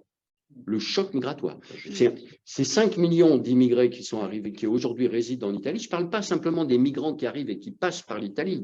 5 millions qui sont établis dans un pays en plein déclin démographique. C'est un pays qui a plus de morts que de naissances depuis des décennies. Donc, c'est un pays vieux, l'Italie. Hein, c'est plus, si vous avez encore l'idée de la Mama avec la ribambelle de Bambini, non, c'est fini ça, hein, c'était les années 50, c'est fini. Et donc, il y avait cette idée, on veut exister. On en a marre de cette image de ce qu'on appelle en Italie l'Italietta, la petite Italie. On veut avoir une fierté, et ça se marque bien sûr dans les matchs de football quand la squadra azzurra. Même pas qualifié. Bon. Voilà, mais au-delà de ça, il y a cette idée de l'honneur blessé, d'où le rapport très compliqué avec la France.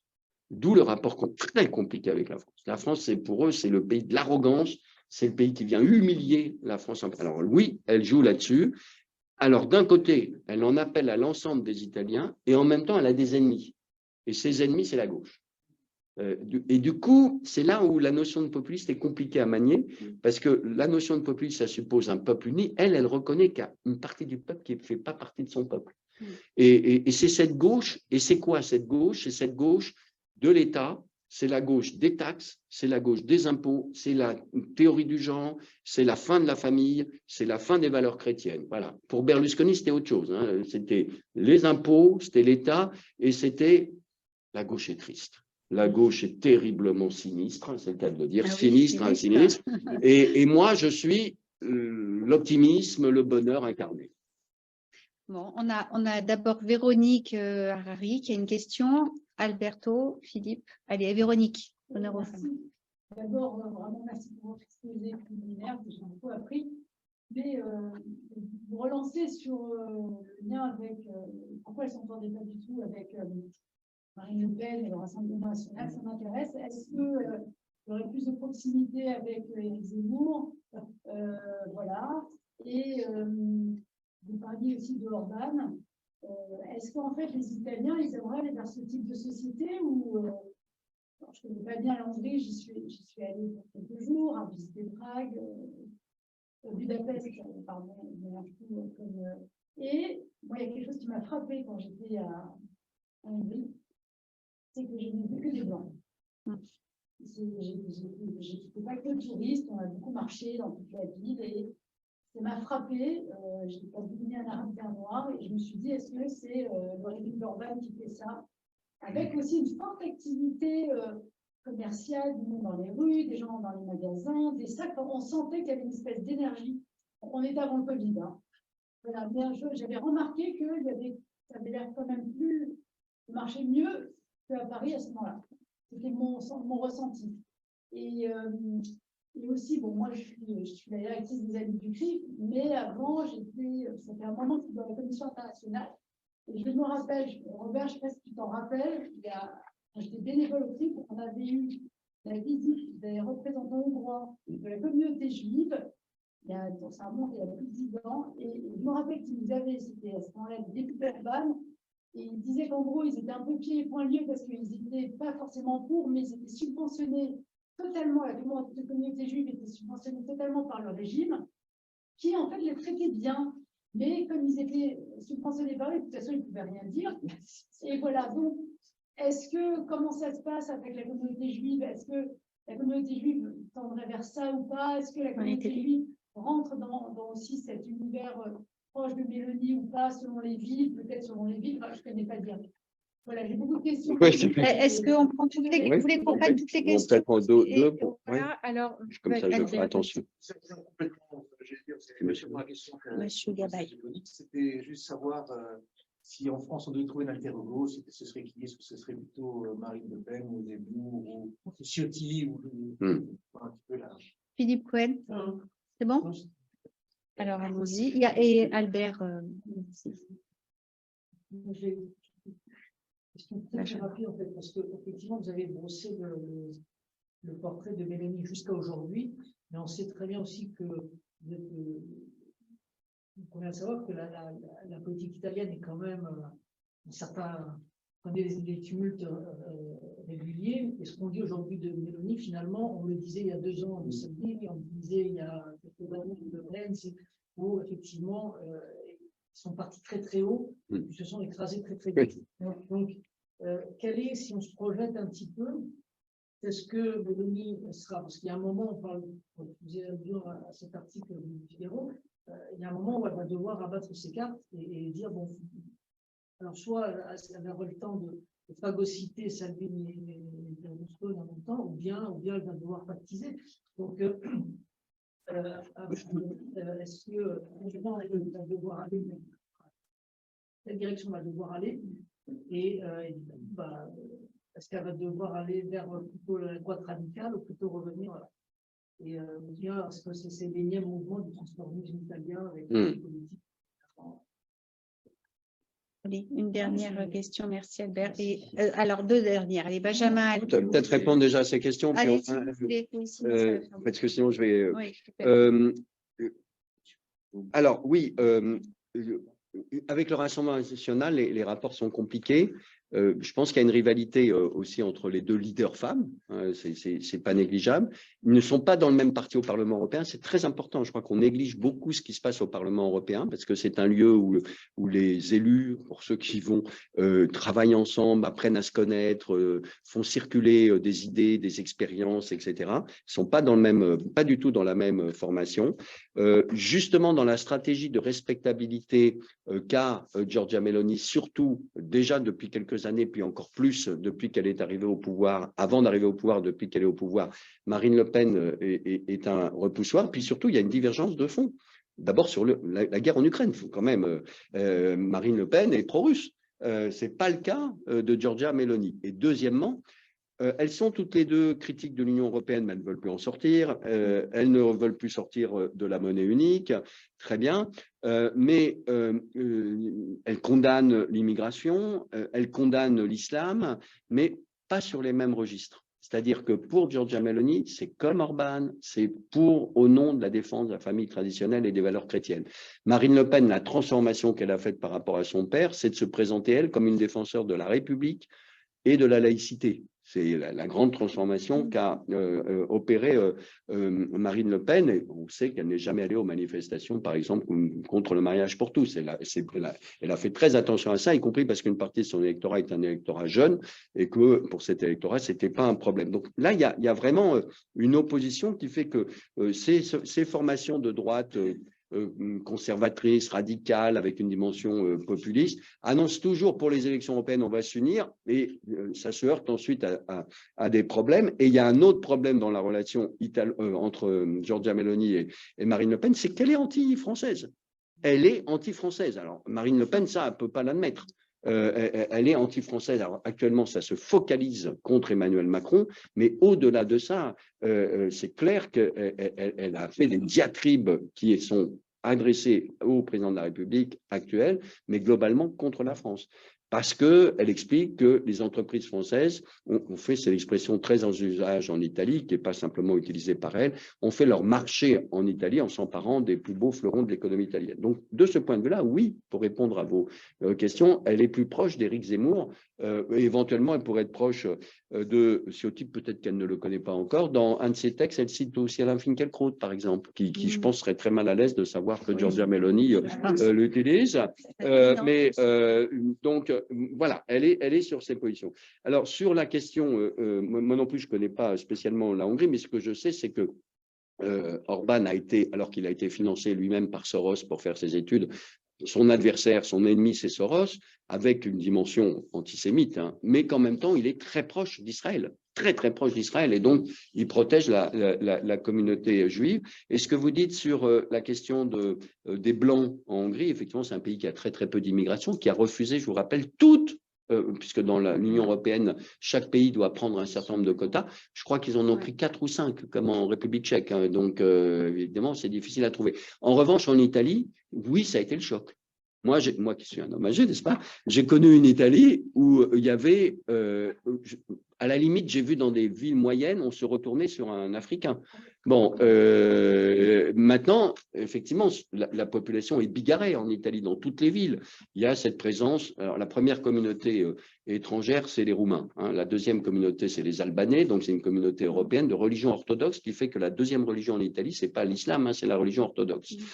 Mais il y a effectivement aussi des Maghrébins, des Égyptiens, maintenant des Africains. Effectivement, cette diversification ethnique de la population, je parle de 5 millions qui sont officiellement inscrits en Italie, hein, qui ont fait leur vie en Italie. C'est un énorme problème en Italie. Enfin, c'est un énorme problème. Qu'est-ce qu'on fait de cette population dans un pays en plein déclin? Et donc, il y a deux interprétations. Il y a celui qui a proposé une partie de la gauche. On va modifier les modalités d'acquisition à la citoyenneté italienne pour faire une sorte de droit du sol. Et il y a la position de Giorgia Meloni qui dit non, les conditions de possession de la nationalité italienne sont très, très restrictives, très compliquées en Italie, on ne changera jamais. Bon. Donc, voilà, en même temps, il y a cette population de 5 millions de jeunes, dont beaucoup de jeunes. Qu'est-ce qu'on fait? Donc, elle est confrontée à cette question. Il y a une proximité historique quand même entre l'Italie et la Hongrie. On peut faire remonter ça. Austro-hongrois, on réfléchit encore plus loin. Ça a toujours existé, puisqu'il y a l'Allemagne et l'Autriche au milieu. Bien sûr. Donc, ça a joué. Alors, vous avez très bien résumé tous les dilemmes de Giorgia Meloni. Qu'est-ce qu'elle va faire? Et ça, c'est le problème de ces formations, de ces partis quand ils arrivent au pouvoir. D'abord, elle doit composer avec ses alliés. Et Forza Italia et la Ligue ont été marqués par justement le fait qu'elle a pris une grande partie de l'électorat. Donc, ils essayent de l'affaiblir systématiquement, de lui mettre des pots de banane sous les pieds en permanence. Donc, il y a une petite guérilla sur toutes les questions. Matteo Salvini, qui était très dans l'extrémisation, essaye de se modérer un peu parce qu'il a vu que ça ne payait pas. Mais en permanence, Silvio Berlusconi, il y a 3 jours, a fait une déclaration en disant que c'est la guerre et la faute des Ukrainiens. Bon, d'abord parce qu'il est très proche des Russes, mais ensuite pour embêter Giorgia Meloni. Donc, il y a cette guérilla. En même temps, qui prendrait la responsabilité de la faire tomber, de faire tomber son gouvernement dans les deux formations, la Ligue ou Forza Italia, elle le paierait aux prochaines élections. Donc, elle a ça en main. Elle a en main l'atout que les gauches ou le centre, les oppositions sont divisées. Elle a entre les mains le fait qu'une grande partie de l'opinion, pour le moment, vous avez employé l'expression état de grâce ou lune de miel, oui, en partie. Il y a aussi un énorme taux d'abstention, donc tout dépendra de ce qu'elle va faire en termes de politique publique, c'est-à-dire notamment sur les questions des prix de l'énergie, du pouvoir d'achat, de la situation concrète des Italiens. C'est ça la préoccupation des Italiens. La question de l'immigration, par exemple, quand vous regardez les enquêtes d'opinion, c'est pas du tout la priorité des Italiens. Pour la campagne de 2022, c'était pas la préoccupation. Hein, la préoccupation, c'est le pouvoir d'achat, le prix de l'énergie. L'Italie est un pays qui dépend de l'énergie. C'est là qu'elle a fait, c'est là-dessus qu'elle a fait Elle a fait sa campagne, voilà. Et donc, le prix du gaz, l'électricité, en moyenne, moi, quand je vivais en Italie il y a quelques années, on l'avait constaté, c'était à peu près 30% plus cher qu'en France. Bon, et là, ça explose, donc ils essayent de prendre des mesures. Qu'est-ce qu'elle va faire au niveau européen? Là, pour le moment, elle fait la même politique que Mario Draghi. Elle ne peut pas aller autrement parce que l'Italie a une dette publique considérable. Donc, et puis, vous avez raison. Beaucoup sont montés très haut. On en parlait tout à l'heure. Matteo Renzi, en 2014, il gagne les élections européennes avec 40% de suffrages. Il est très haut dans les sondages et il s'effondre. Les opinions sont versatiles, on le sait, en particulier en Italie. Et la grande question, c'est de savoir, est-ce qu'elle va essayer de bousculer un peu les institutions pour aller vers une procédure, pour un processus un peu comparable à ce qui existe en Pologne ou en Hongrie, ce qu'on appelle une démocratie libérale, ou est-ce qu'elle ne le fera pas? Et là, je crois qu'on néglige une chose, c'est les capacités de résilience de la démocratie italienne. Il y a un président de la République qui a une autorité considérable et c'est lui le plus populaire dans toutes les enquêtes d'opinion. Il est la figure de l'unité nationale. C'est quelqu'un qui est capable de dire non à certaines dispositions. Il y a une cour constitutionnelle. Il y a une société civile quand même si elle est très atone en ce moment. Donc, attention, il y a des capacités de résilience de la démocratie. D'ailleurs, on l'a vu lorsque le mouvement 5 étoiles, qui est une autre formation populiste, est arrivé au pouvoir, il a explosé entre une composante plus responsable et une composante justement protestataire. Et c'est ce qui pourrait se passer pour Frères d'Italie. Mais actuellement, elle a un boulevard. Ok, alors merci. Je crois qu'on a eu, tout le monde a eu ses réponses et on a une question Zoom. Alors, qui veut poser une question par Zoom et aussi Benjamin Alouche. Alors, Nicole Bornstein, Benjamin et la dernière question, vous êtes Nadine. Voilà. Une question. Oui. Est-ce qu'on pourra parler de revenir à la France? Est-ce que c'est possible de parler de la gauche française ou est-ce que c'était pas le sujet d'aujourd'hui? Pas trop le sujet d'aujourd'hui. Après, on va vraiment déborder. Et alors, Nicole, on t'écoute, Nicole. Bonsoir. Oui, bonsoir tout le monde et merci beaucoup à Monsieur Lazare pour son exposé très riche pour nous et qui appelle beaucoup de questions. Alors, vous avez parlé de la mésentente entre Marine Le Pen et Madame Mélanie.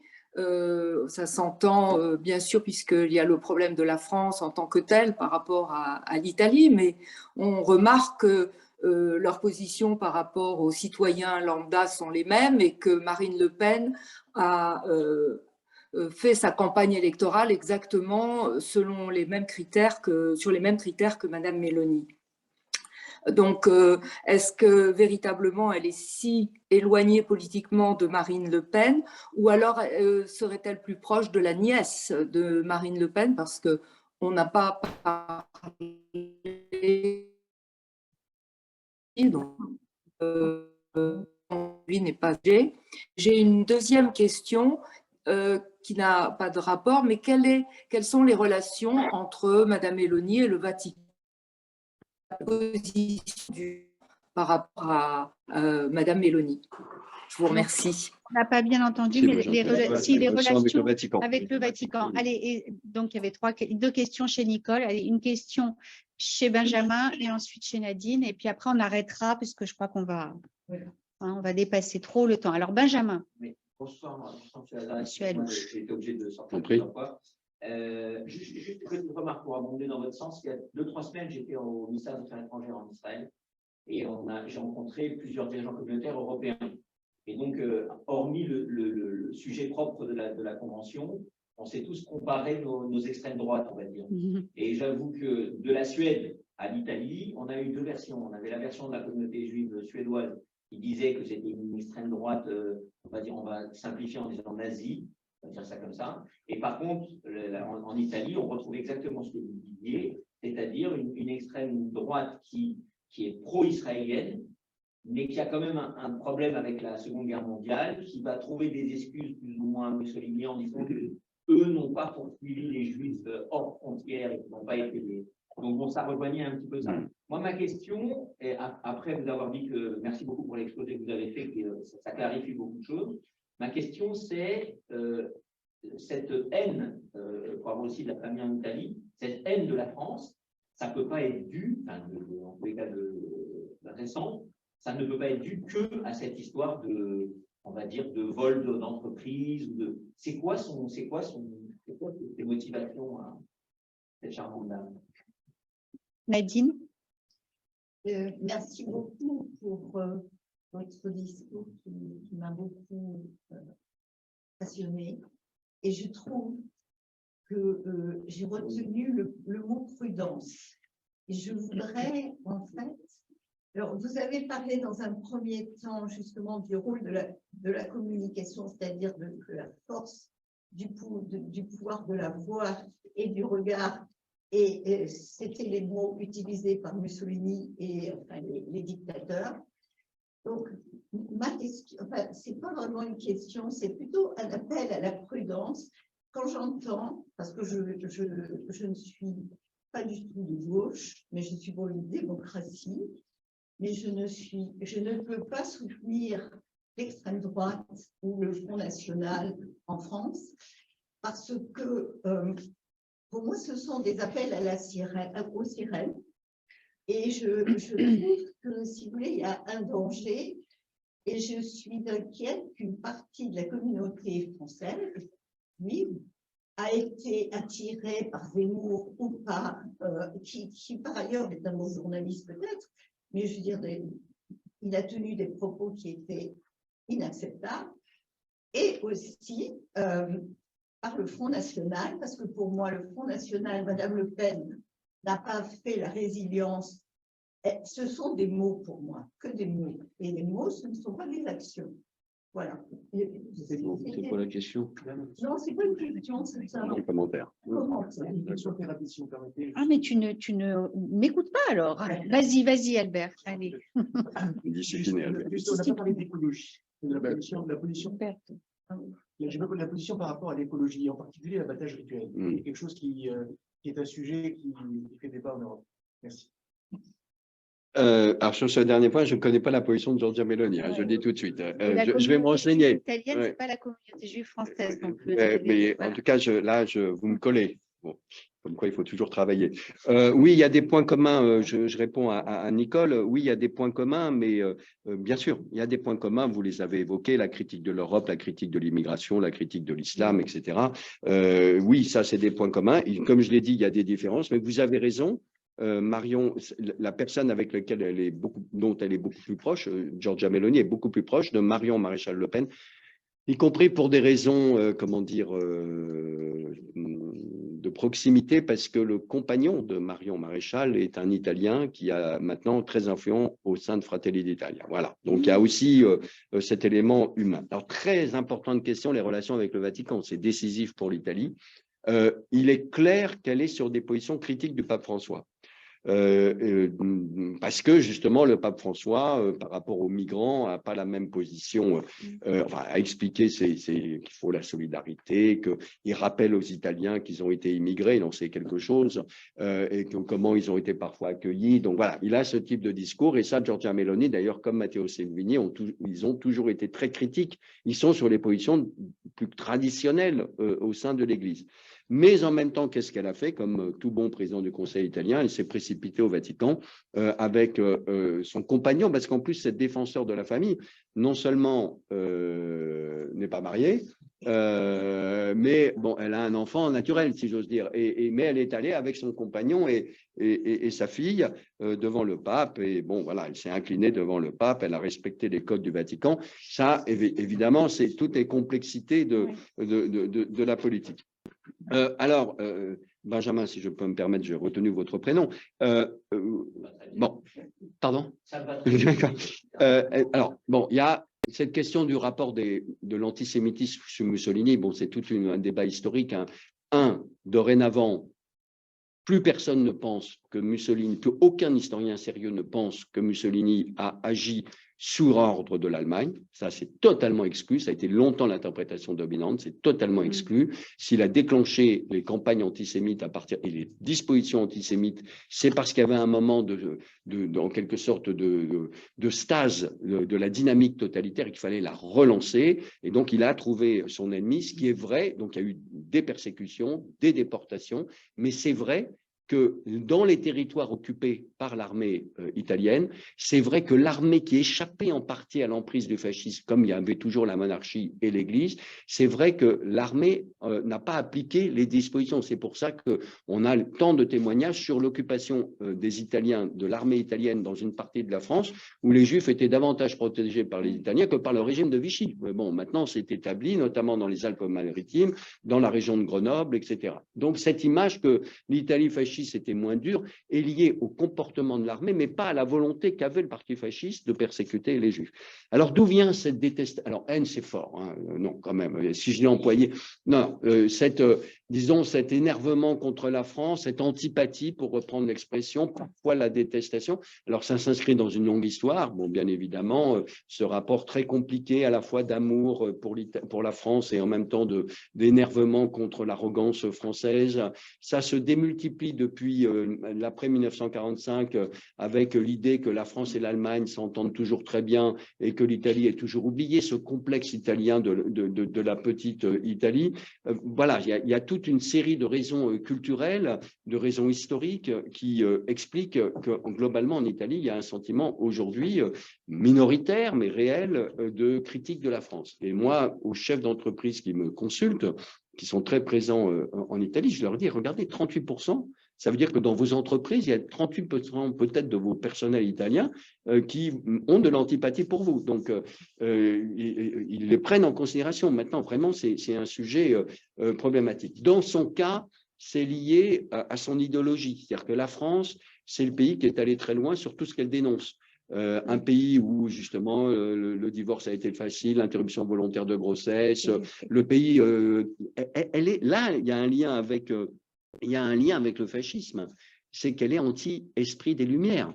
Là, incontestablement. Et quand elle se réfère aux penseurs conservateurs dans son autobiographie, c'est les penseurs anti-révolutionnaires, c'est les penseurs de conservatisme. Donc pour elle, la France, c'est ce pays. Et c'est ce pays, me disait un de ses conseillers, enfin un collègue universitaire qui est très très proche d'elle, il me disait, tu comprends, pour elle, c'est le pays qui justement demande à ce que l'économie italienne soit libéralisée, mais qui, lui, se protège complètement. Et effectivement, il y a eu plusieurs affaires qui ont, à peine Emmanuel Macron a été élu, il a bloqué l'opération de l'acquisition des chantiers de l'Atlantique par une entreprise italienne. Il y a même maintenant une histoire en justice, hein, parce que c'est Alexis Kohler qui avait des intérêts personnels. La justice tranchera. Mais ça a été, mais alors, de la gauche à l'extrême droite en Italie, ça a été ras-le-bol avec les Français. Voilà. Donc, on a signé quand même un pacte d'amitié qui était un peu dirigé contre l'Allemagne quand même. Le traité du Quirinal. Oui. Oui, alors ça c'est aussi très intéressant. Donc la France et l'Italie, à l'initiative du président Macron, a signé un traité du Quirinal, qui est le deuxième traité, maintenant il y en a un avec l'Espagne, donc ça en fait 3, mais c'est un deuxième traité de renforcement de la coopération qui a été signé donc par Mario Draghi, le président du Conseil à l'époque, parce que constitutionnellement c'est le président du Conseil qui signe ce type de traité, Emmanuel Macron en présence du président de la République italienne, Sergio Mattarella. Grande cérémonie à Rome, enfin ça a été magnifique, rien en France. Les Italiens l'ont très mal vécu, et elles sont parties, n'ont pas voté quand c'est passé au Parlement, en expliquant que c'était, excusez-moi, de la vulgarité que je vais employer, que les Italiens avaient baissé leurs pantalons devant les Français encore une fois, qu'en plus, ce n'était pas une procédure démocratique. Et elle a été interrogée dans sa conférence de presse, alors qu'elle est présidente du Conseil fin décembre, en disant « Mais madame, et le traité du Quirinal ?»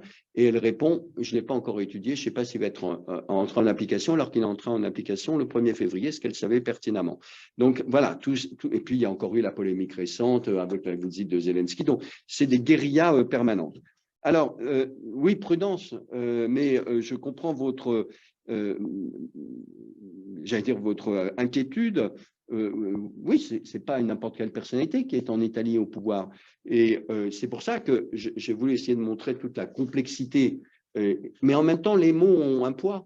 Et donc, quand un certain nombre de personnes, justement, qui ont eu ce type de parcours, le parcours de Gianfranco Fini, je terminerai là-dessus, excusez-moi, mais le parcours de Gianfranco Fini, donc celui qui transforme le mouvement social en alliance nationale, est très intéressant. Il est né en 1952. Il explique qu'il était à Bologne, donc ville rouge, dans sa jeunesse, et qu'il veut aller voir, pendant la guerre du Vietnam, le film Les Bérets Verts.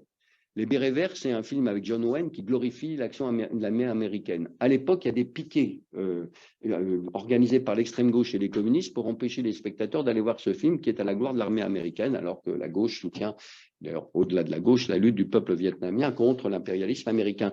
Et il dit, il est traité de fasciste. Et ce qu'un sociologue qui s'appelle Howard Becker appelle l'inversion du stigmate. Tu me traites de fasciste, ben, je vais devenir fasciste. Et il devient fasciste. Et vraiment, et parfois il participe à des opérations de guérilla dans les rues contre l'extrême gauche, mais cet homme-là a connu une véritable évolution à partir des années 90. Oui, il a eu une remise en cause profonde. Est-ce que Giorgia Meloni, par opportunisme et par transformation idéologique, va connaître cette évolution? Je suis incapable de répondre. Et effectivement, comme vous le dites, on va voir sur les actions. Et c'est loin. D'un côté, il y a cette capacité d'absorption des institutions démocratiques et de l'Europe. Et de l'autre côté, il y a effectivement sa formation qui est très forte quand on lit son autobiographie. On comprend bien qu'elle a des idées bien arrêtées. Qu'est-ce qui va l'emporter? Est-ce que c'est la logique idéologique, sa proximité avec les Polonais de droit et justice, avec Orban, malgré le désaccord sur la Russie, ou est-ce que ça va être une transformation pour faire de ce parti un parti de droite conservatrice, traditionnelle, moins extrémiste? Et comme le disait un journaliste, on verra le jour où tu changeras quand tu effaceras une bonne fois pour toutes la flamme tricolore. Est-ce qu'elle le fera? Parce que là, parce que vous parlez de mots, mais les symboles ont leur importance aussi. Et le jour où éventuellement elle renoncerait à cette flamme tricolore, ça veut dire pour les... Parce que, attendez, dans son parti, vraiment, excusez-moi, je termine là-dessus, mais vous me lancez. Donc, dans ce parti, il y a des vrais fachos. Hein. Mais il y a des vrais fascistes. Oui, oui, non, mais en Italie, des vrais fascistes, c'est-à-dire des gens qui font le salut romain, des gens qui vont après d'appuyer au salut Mussolini, qui se retrouvent avec les formations d'ultra-droite qui existent, qui ont à peine 0,5% aux élections, mais qui participent à des manifestations et qui hurlent en énonçant les noms des disparus presente, comme on faisait sous le fascisme. Oui, ils sont toujours là.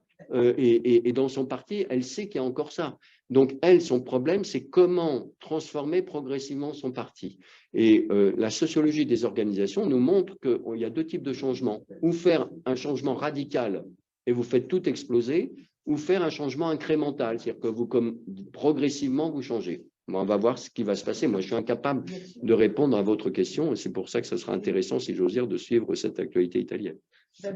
Merci beaucoup. En tout cas, moi, pour la petite anecdote, moi, je me rappelle avoir vu en Italie du Nord des bouteilles de vin à l'effigie de Hitler ou du Mussolini. Et voilà. Ça existe encore. Et ça existe encore. Vous nous avez vraiment éclairé. Hein, je vous remercie sur le cheminement de l'accès au pouvoir d'une personne neuve, finalement. Ouais. Même si en politique depuis longtemps. Même si, voilà, en tout cas, qui n'avait jamais exercé le pouvoir. Alors, c'est vrai qu'elle renie rien, vous nous l'avez dit, mais il y a des similitudes avec la nôtre ici. Hein. Marine Le Pen non plus ne renie rien. Marine Le Pen aussi à la flamme tricolore et Marion Maréchal à la flamme tricolore. En tout cas, on a entendu, c'est vrai, à plusieurs reprises, il y a une tendance de la communauté juive à être un peu séduite par Zemmour ou par Marine Le Pen. En tout cas, le CRIF a toujours été clair là-dessus. Il n'y a pas de dialogue. On ne franchit pas la frontière pour dialoguer avec ces partis-là. Moi, je ne regrette pas du tout de vous avoir invité et de vous avoir mis dans la liste de nos invités. Et vous m'avez dit que vous seriez favorable à venir, à participer à la clôture des travaux de cette commission avec les autres personnes qui sont venues nous parler alternativement de l'extrême droite ou de l'extrême gauche. Merci beaucoup. Merci à vous.